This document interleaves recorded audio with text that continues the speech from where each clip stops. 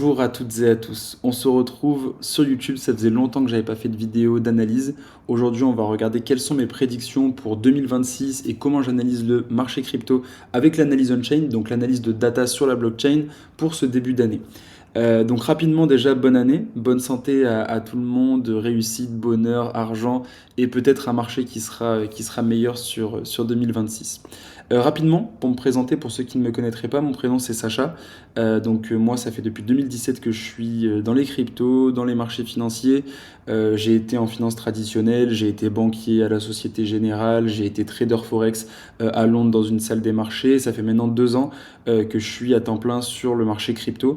Moi, j'ai été plutôt sur une casquette d'intermédiaire financier, donc je m'occupais de tout ce qui était levée de fonds crypto. Et là, maintenant, je suis en train de créer mon fonds d'investissement avec une équipe de recherche, Warburg AI, et en train aussi de travailler sur un autre projet dont je vous parlerai plus loin dans cette année. Donc, pour revenir sur notre sujet, quelles sont les prédictions pour 2026? Donc, il y a un mois, je parlais sur les réseaux sociaux comme quoi je commençais à être assez bearish sur le marché. J'étais à 45% en termes de probabilité bull et 55% bear. Mon scénario principal était qu'on allait chercher ce qu'on appelle cette air pocket entre 70 000 et 80 000 pour former un bottom et pour repartir. Mais aujourd'hui, après un mois de décembre qui a été plutôt choppy, donc qui a été plutôt dans la consolidation, je suis repassé à 65% bull et 35% bear. Et on va essayer de regarder pourquoi, avec l'analyse de data, j'ai changé ma manière de voir les choses. Donc, première chose, on va essayer de regarder au niveau des charts. Euh, Ce qu'on voit si on part sur BTC,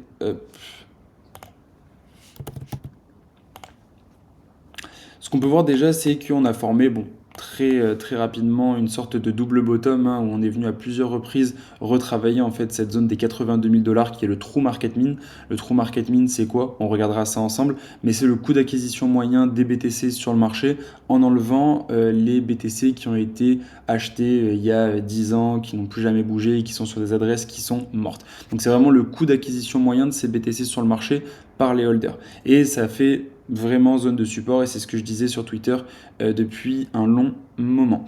Donc ça a été quelque chose qui était assez intéressant parce que moi, premièrement, quand je voyais en fait tous ces rejets qu'on avait sur la zone des 95 000, je voyais bien le marché en fait faire ça, hop, repartir sur les 70 000 afin de pouvoir reconsolider là-dedans et pouvoir repartir entre les 70 et les 80. Ce n'est pas ce qui s'est passé. Au final, on a réussi à avoir un petit peu ce pattern technique de double bottom, mais on n'est pas allé revisiter cette air pocket des 70 à 80. On va essayer de regarder d'ailleurs 9 signaux, je vous en ai pas parlé, mais c'est 9 signaux qui ont fait que ça m'a fait changer d'avis sur le marché. Donc premier signal qui pour moi a été ultra important à regarder, c'est la supply distribution. C'est assez intéressant à voir parce qu'il y a un mois, en fait, on avait 65% de la supply qui avait été acquérie entre 90 000 et 120 000 dollars. Qu'est-ce que ça veut dire? Ça veut dire que 67% des personnes avaient acheté au-dessus des 90 000 dollars et que tout simplement elles étaient sous l'eau, ce qui fait que le comportement des investisseurs était compliqué. On avait des investisseurs qui étaient sous l'eau, qui du coup à chaque rebond voulaient vendre, des long-term holders aussi, qui commençaient à être bloqués entre ces 90 000 et 110 000. Ce qui a changé, c'est qu'aujourd'hui maintenant plus que 47% de cette supply a été acquérie au-dessus de 90 000. Et on a beaucoup d'argent du coup qui a été accumulé entre les 80 et 95 000. Qu'est-ce que ça veut dire? Ça veut dire qu'en fait, les holders qui étaient là depuis peu de temps, qui avaient acheté entre 90 et les 125 000, en fait, ils étaient sous l'eau, donc ils ont commencé à vendre à perte. Et on a de l'autre côté des gens qui ont commencé à accumuler intelligemment sur cette baisse entre les 80 et 90 000. Vous pouvez le voir, ça c'est les volumes. Alors faire attention juste à cette mèche parce que c'était un mouvement de portefeuille massif de Coinbase, mais qui n'est pas vrai. Mais ce qui est bien en ayant des achats en fait entre les 80 et 90 000, ça crée en fait une sorte de mur et de support qui va être très difficile à aller chercher. Ici, vous pouvez voir qu'on a toujours cette air pocket entre les 70 et 80, mais plus on consolide dans cette zone entre les 80 et 90, plus on est en train d'avoir un support qui est solide. Donc, c'est quelque chose qui est pour moi ultra positif. Le deuxième signal qui a fait que je suis passé aussi assez bullish sur ma manière de voir les choses, c'est le long-term holder profit taking. Qu'est-ce que c'est? Donc les long-term holders, les personnes qui détiennent du BTC depuis plus de 6 mois, et le profit taking, donc la prise de profit. Ce qu'on peut voir, c'est que ici, sur ce graphique, vous allez avoir tous les profits réalisés, donc les profits qui ont été faits sur le marché, en fonction de votre maturité de holding, donc de votre maturité de détention de ces mêmes BTC.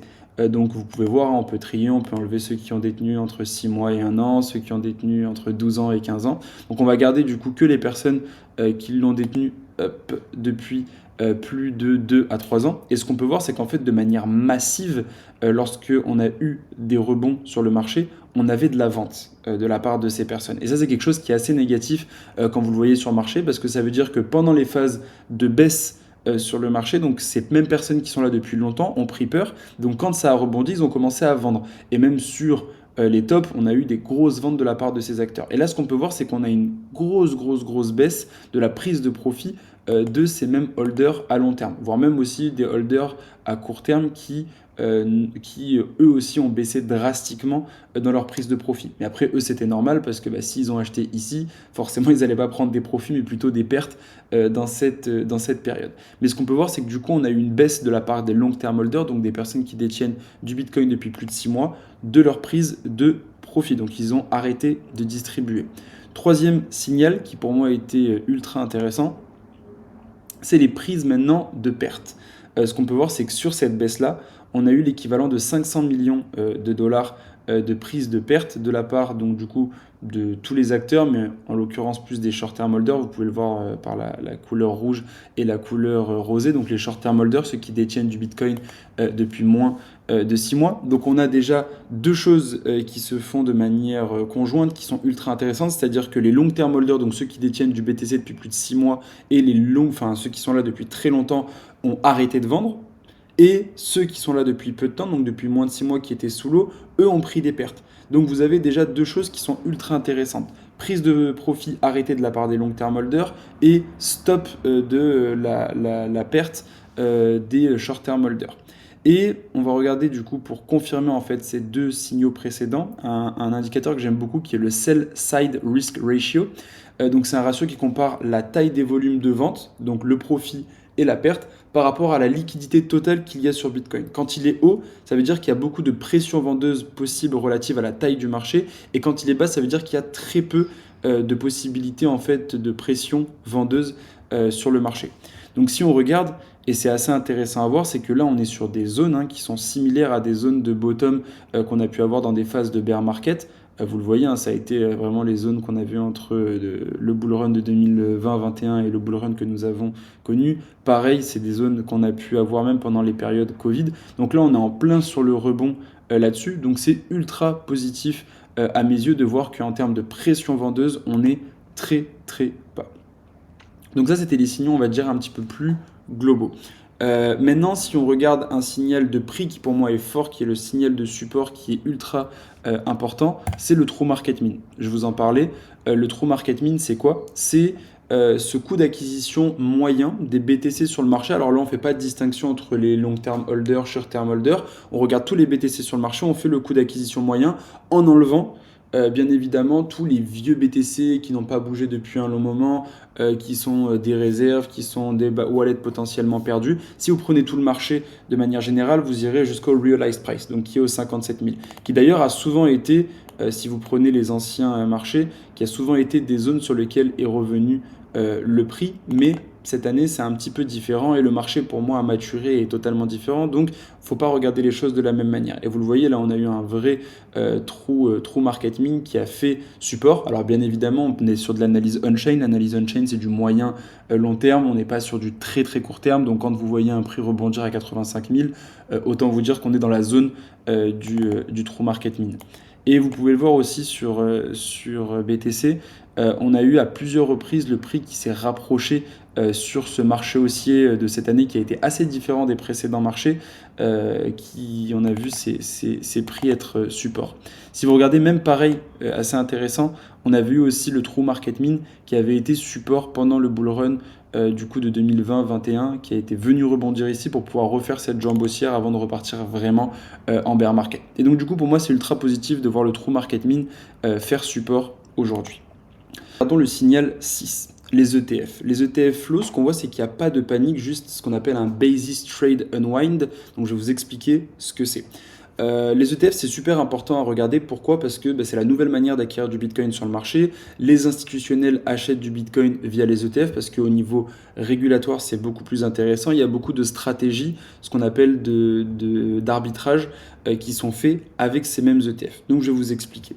Ce qu'on peut voir, c'est qu'on a eu quand même 6,14 milliards de dollars de sortie des ETF, donc d'outflow des ETF depuis octobre. Ça fait peur à première vue, mais quand on compare en fait les flux ETF et ce qu'on appelle le Chicago Mercantile Exchange Open Interest, donc tout simplement les produits dérivés, donc les produits futurs long short, donc pari à la hausse, pari à la baisse sur le Chicago Mercantile Exchange, donc un des marchés régulés des futurs, ce qu'on peut voir, c'est que c'est assez conjoint. Qu'est-ce que ça veut dire en fait que ce soit assez conjoint ces choses-là? C'est-à-dire que pendant les périodes de hausse, en fait, on a les institutionnels qui vont faire ce qu'on appelle du cash carry trade. Qu'est-ce que c'est le cash carry trade? Le cash carry trade, c'est le fait d'acheter l'ETF, donc de long l'ETF, l'acheter, et de l'autre côté, short en futur, donc c'est-à-dire parier à la baisse sur le marché des futurs. Et en fait, quand le marché est en train de pumper, il y a pas mal de différences en fait entre ces deux prix. Et en fait, quand vous faites d'un côté vous achetez, de l'autre côté vous shortez, normalement vous êtes à zéro. Vous l'imaginez, vous êtes du coup à zéro. Mais en fait, ce qui se passe, c'est quand il y a une différence de prix entre le Chicago Mercantile Exchange, donc sur les futurs, et les ETF que vous allez acheter de l'autre côté, ce qui se passe, c'est qu'en fait, vous allez prendre un arbitrage qui va être un pourcentage que les fonds d'investissement avec des grosses sommes vont gagner. Vulgairement, je vais vous le faire comme ça pour pas rentrer dans un détail trop compliqué. Et ce qui se passe, c'est que lorsque le marché commence à être beaucoup plus lent, bien plus bas, il y a moins d'arbitrage à aller chercher. Donc du coup, ça devient beaucoup plus risqué d'être exposé sur Bitcoin en faisant une performance que vous pourriez faire par exemple avec des bons du Trésor américain. Et du coup, in fine, les hedge funds ferment leur position et c'est pour ça qu'on voit que mécaniquement, vous avez en fait de manière synchronisée la baisse des ETF et la baisse de l'open interest, donc du nombre de positions ouvertes sur le Chicago Mercantile Exchange. Donc c'est pas une panique, c'est pas le fait que les institutionnels ne sont plus sur les ETF, c'est le fait qu'il y ait une fermeture mécanique sur le marché des ETF. Pareillement, on peut voir aussi qu'on a un cost basis, donc un coût d'acquisition moyen des ETF qui est à peu près à 82 000, ce qui coïncide plutôt assez bien avec donc le true market mean. Donc deux choses qui font que sur ce run, on a eu un support du coût d'acquisition moyen des ETF qui a été ultra précis. Ensuite, signal 7, qui pour moi a été ultra positif, c'est qu'on a un deleveraging du marché. Ça veut dire qu'on a de moins en moins de leviers sur le marché des cryptos. On peut le regarder déjà notamment avec l'open interest. Donc l'open interest, je le rappelle, c'est le nombre de positions ouvertes sur le marché des dérivés, donc long, short, options. Alors là, c'est le futur open interest, il n'y a pas les options qui sont prises dedans, mais donc tout ce qui est long short. Ce qu'on peut voir, c'est qu'on a eu un gros deleveraging. On était à 94 milliards de dollars au total de positions avec du coup futur et donc de positions dérivées. On est redescendu à 54 milliards. Donc on a eu un deleveraging massif du marché. De l'autre côté, ce qu'on peut voir, hop, c'était pas celui-là que je voulais voir. C'était ici. Donc au niveau des funding rates, qu'est-ce que les funding rates? C'est le pourcentage que vous allez payer de manière annualisée pour garder une position longue, s'il est positif, et pour garder une position short, si vous le voyez en rouge et que c'est négatif.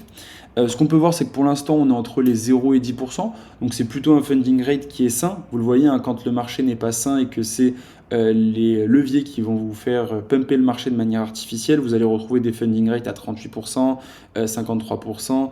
Donc là, ça veut dire que les gens vont payer cher pour aller spéculer de manière longue sur le marché. Et souvent, c'est ces moments-là où en fait le marché vient se déleverager. Là, pour l'instant, on est entre 0 et 10, donc c'est plutôt bon. On aimerait rester en fait dans cette zone entre 0 et 10 et pas avoir un levier massif qui s'accumule. Mais pour l'instant, ce qui est intéressant, c'est qu'on voit un prix qui monte. On voit un open interest qui, lui, est plutôt dans une période baissière. On voit des funding rates qui sont plutôt neutres. Ça veut dire que les gens ne sont pas dans un excès de levier de manière positive. Donc, de manière générale, ça veut dire que le marché est drivé donc, par le spot, donc par un achat qui est plutôt sain, qui est véridique. C'est un vrai achat de BTC. Ce n'est pas un achat de levier. Et donc, du coup, ça fait pumper le marché de manière artificielle. Donc, ça, c'est très positif à voir. Si on regarde au niveau des short-term holders, on voit qu'on est en train de revoir des choses de plus en plus saines. Parce que les short-term holders, c'est ceux qui vont faire bouger le marché sur une période de bull run beaucoup, parce que c'est ceux qui sont émotifs, ceux qui vendent à perte, ceux qui achètent dans l'euphorie, c'est les personnes qui sont là depuis moins de 6 mois sur BTC. C'est les acheteurs qui sont récents. Et ce qu'on peut voir, c'est que là, après avoir été plutôt sous l'eau dans la vente à perte, ils sont en train de retrouver un comportement qui est assez normal. On va aller sur cet indicateur-ci, qui est le Short Term Holder MVRV Indicator, donc qui va prendre la market value, la valeur du marché, divisée par la realized value, le coût d'acquisition moyen du marché. Et ça nous fait en fait ce graphe-là. Et ce qu'on peut voir qui est assez intéressant, c'est que dans ce bull run, contrairement au précédent bull run, on voit qu'on a souvent rebondi en fait sur les 0,8, contrairement au précédent bull run où on rebondissait plus sur les 1 autour du MVRV. Nous, ça a été assez différent. On est plutôt allé chercher les 0,8 à chaque fois. On a rebondi pour pouvoir repartir, reprendre tout simplement ce short-term holder cost basis à 98 000 $, pouvoir repumper dessus et repartir chercher des plus hauts.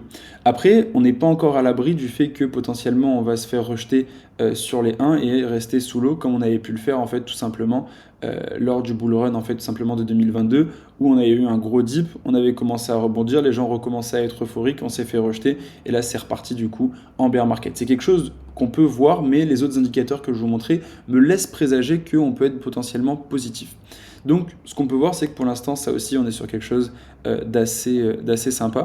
Si on reprend un autre indicateur, pareil, de short-term holder, qui est le SOPR, que j'aime bien regarder parce que c'est Supply on Profit Realized. Donc là, c'est plutôt les profits qui ont été réalisés ou d'ailleurs les pertes qui ont été réalisées quand vous le voyez en rouge.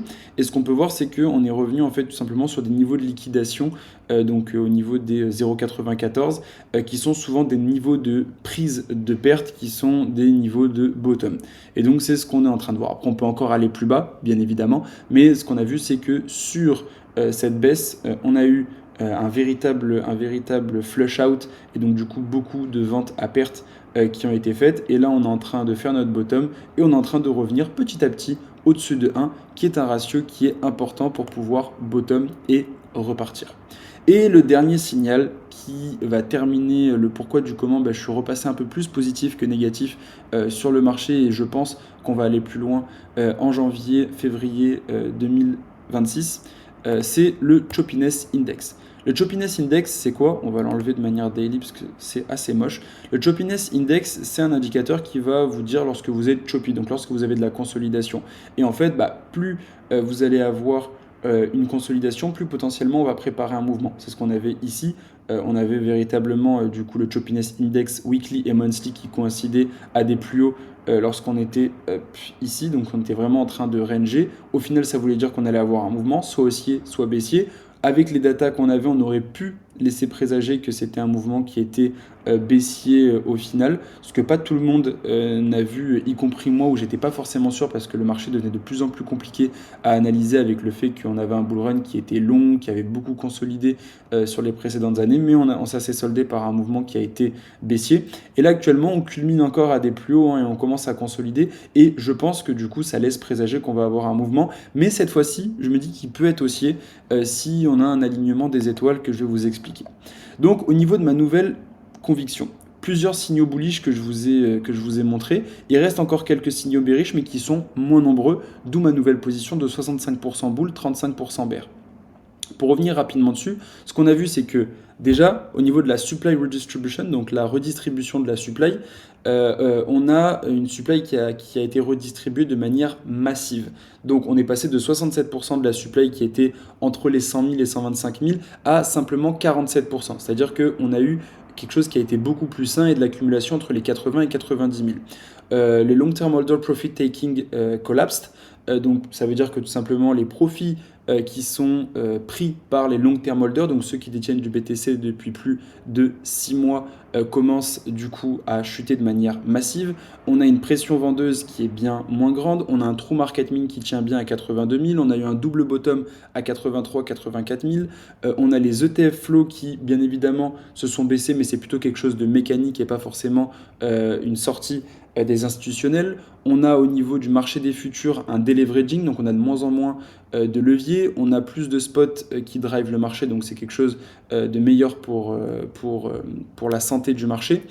on a les short-term holders qui recommencent à être de plus en plus sains, et on a des pertes qui ont été prises, enfin les realized losses, donc les pertes qui ont été réalisées, qui nous montrent qu'on a vraiment eu une capitulation et que c'est assez derrière nous.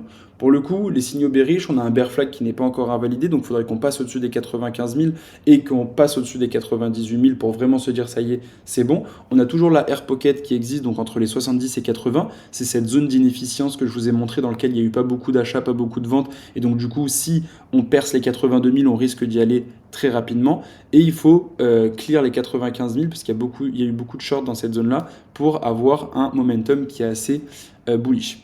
Au niveau des scénarios possibles pour janvier et février, si on part sur le scénario bull, c'est une consolidation actuelle pendant 2 à 3 semaines avec 88 000, 95 000 qui nous permet de faire une petite consolidation là-dedans et un breakout au-dessus des 95 000. Test du short-term holder cost basis des 98 000 pour passer au-dessus. Si on le casse, c'est un vrai momentum bullish qui revient et donc direction 105, 110 000 en février. Il nous faut plusieurs catalyseurs, notamment une cassure des 95 000 avec du volume, les ETF inflow qui reviennent, un funding rate qui ne part pas directement à 30%, le choppiness index qui redescend et une macro favorable. Il faut que la Fed soit favorable, il faut qu'il y ait moins d'instabilité politique, économique sur le marché. Et le scénario bear potentiel, c'est un rejet des 93 000, 95 000 encore. On repart à 80 000. Là, ça nous fait peur. Au niveau des... Enfin, il y a deux options à ce moment-là que j'avais dit. C'est soit on rebondit violemment et là, on fait enfin le scénario bullish, soit le prix reste sous 85 000 et là, si on reste pendant trop longtemps là-dessous, on risque d'avoir cette baisse du volume et là, on va revenir chercher les 70, 80 000, donc cette air pocket là-dessus. Donc, mon plan, pour conclure là-dessus, il y a un mois, comme je l'ai dit, j'étais à 55% bear avec une target à 70 000 dollars. Aujourd'hui, je suis à 65% bull avec une conviction que le bottom est entre 80 et 95 000. Ce qui a fait ce changement de data, c'est les 9 signaux que je vous ai analysés. Et mon plan sur les prochaines semaines, en ce sens, au niveau de mon portefeuille à moi, c'est continuer mon trading algorithmique sur BTC avec Warburg AI, qui est le hedge fund que je suis en train de créer.